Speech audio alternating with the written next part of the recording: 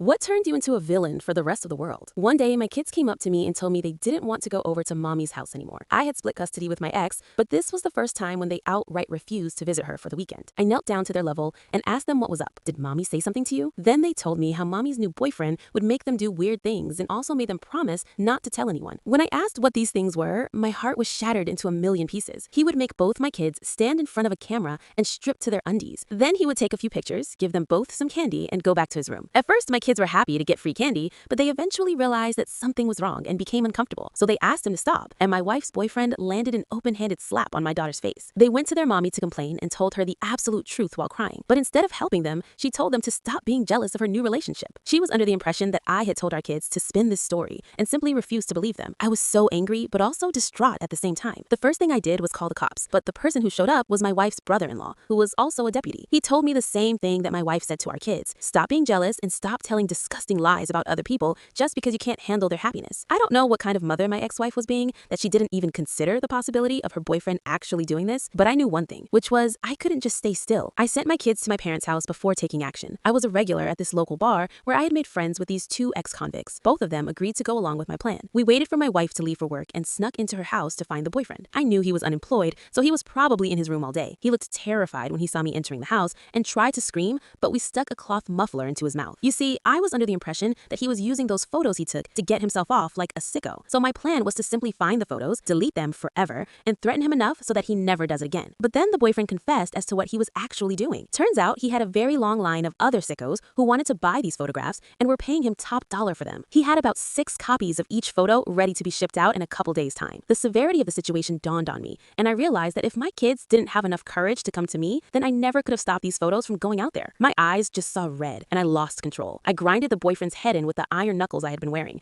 and didn't stop until my 2 friends dragged me off of him. I knew what I had done would land me in prison, which would mean my kids would go to my wife, and her next boyfriend could potentially do a similar thing to them. So I just started crying on the wooden floor. This is when one of my friends told the other to take me home, and made a joke about how prison life suits him better anyway. I looked at him and for a brief moment forgot all of his past crimes and simply nodded my head with respect.